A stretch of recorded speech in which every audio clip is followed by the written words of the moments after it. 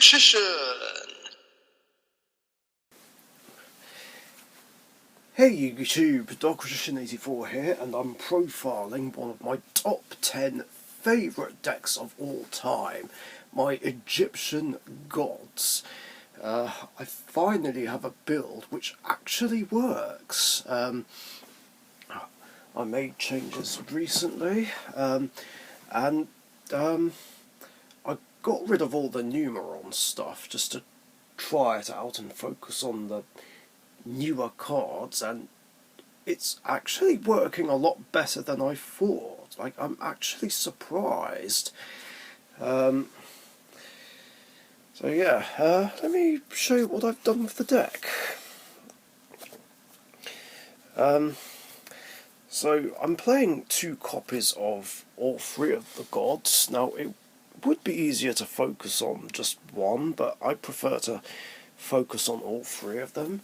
So we have 2 copies of Obelisk the Tormentor, my favourite one, 2 copies of Slifer the Sky Dragon, Express Gaming's favourite one, and 2 copies of the Winged Dragon of Ra. And from there, I'm playing 2 copies of Sphere Mode. I would play 3, but I need room for other things.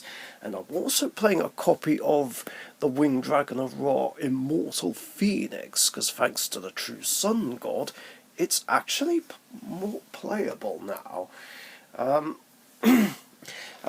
Just one is fine. I feel like multiple copies would be too much of a brick, and this deck does have a history of bricking, so I want to reduce bricking as much as possible. Then from there, I'm still playing 3 copies of Guardian Slime and 3 copies of Reactor Slime, and then I'm playing 3 copies of a card that Craig recommended. 3 copies of Ghost Sister and Spooky Dogwood.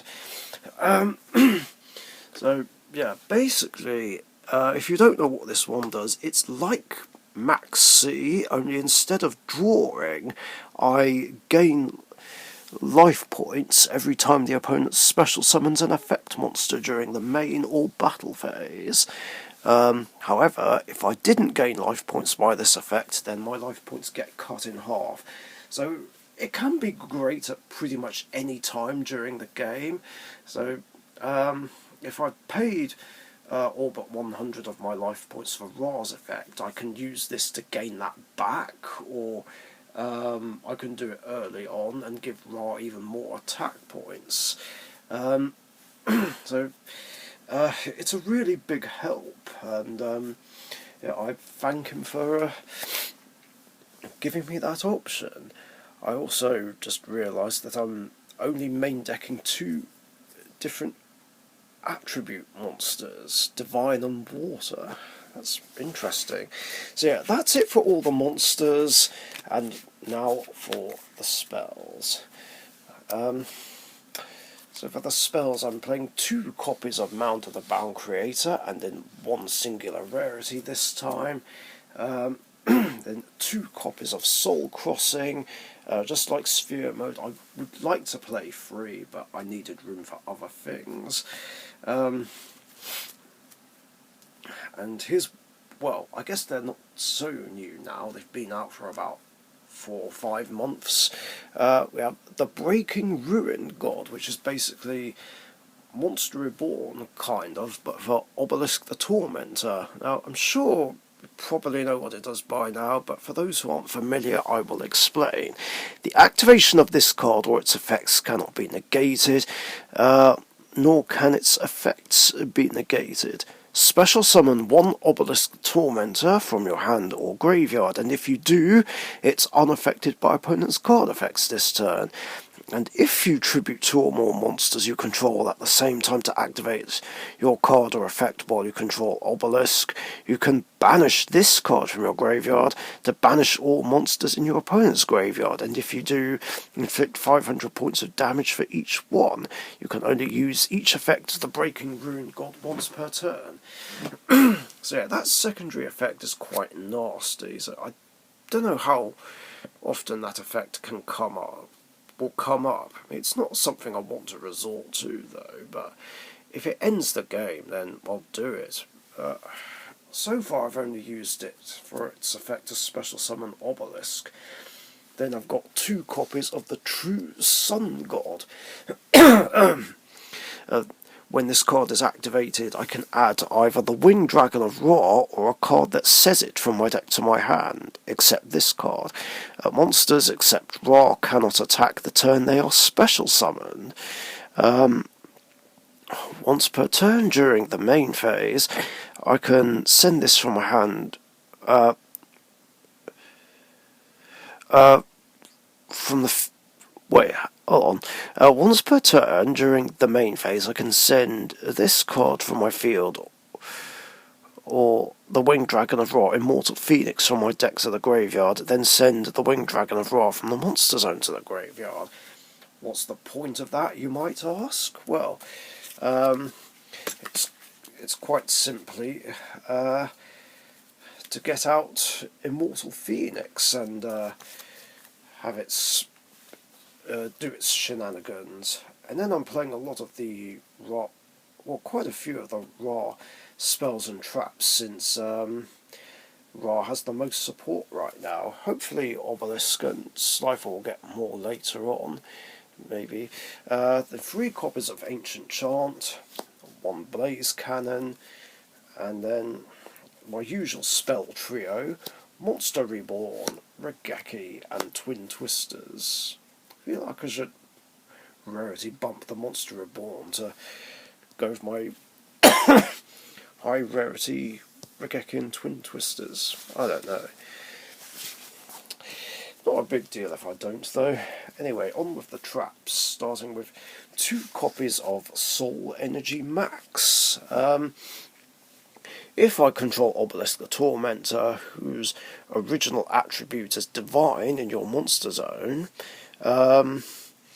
tribute 2 other face-up monsters to destroy as many monsters the opponent controls as possible and inflict 4,000 points of damage to the opponent. So it's pretty much a reference to its anime effect.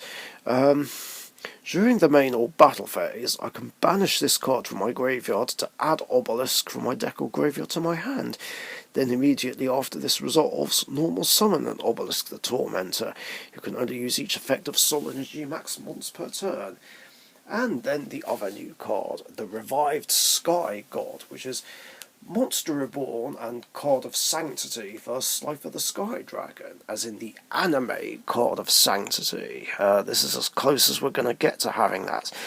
The activation of this card or its effects cannot be negated, nor can its effects be negated. Special summon 1 Slifer the Sky Dragon from your graveyard, then each player draws until they have 6 cards in their hand.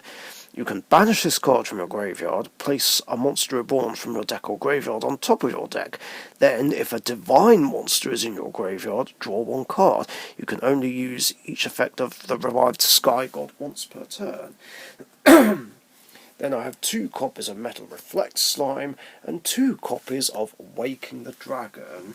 So I thought I'd try this for multiple reasons. Another way to bring out Obelisk or Slifer, or the usual extra X stuff, which I'll get to now.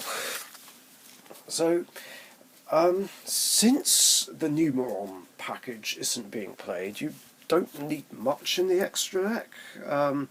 So I just threw in a lot of Waking the Dragon stuff and some generic links. So, starting off with the only fusion, 3 copies of Egyptian God Slime. That's all you need, really. And then for my Waking the Dragon stuff, I have Geomathematic Final Sigma, Blackwing Full Armor Master, Crystal Wing Synchro Dragon for Synchros. Exeses consist of Divine Arsenal AA Zeus, that's why not, Super Dreadnought Rail Cannon Juggernaut Libby, and Raidrapt Ultimate Falcon, of course. Then links consist of Boral Sword Dragon, Avramax, I don't think it'll get its full effects if it's summoned off Waking the Dragon, though. This, to be honest, this is one of 3 cards left over from the Numeron build, which I might change around. Topologic Bomber Dragon is new, though. Then Skull Dread, Appaloosa, and finally Nightmare Phoenix. So yeah, that's it really. So I do need to change the extra deck a little bit. I just threw in some stuff as fillers for Waking the Dragon mainly. Now, I could play Pot of Extravagance, but I'm not sure about doing that, because there's a good chance I might end up banishing my Egyptian God Slime, so I don't really want to do that. So what I think I'll do instead is just get Pot of Prosperity. I guess 2 copies, really. And replace Waking the Dragon with that. Just need to get hold of a couple of copies first. And use a lot of other extra deck monsters as fodder. Egyptian God Slime, like I said, only extra deck monster you really need. All the others is just extras. So that is one change I would like to make to the deck. Other than that, it's running great. I'm happy with it. Yeah, thanks for watching, stay safe, and I'll catch you guys later. See ya. Thank you very much for watching. Be sure to subscribe to the Richician YouTube channel.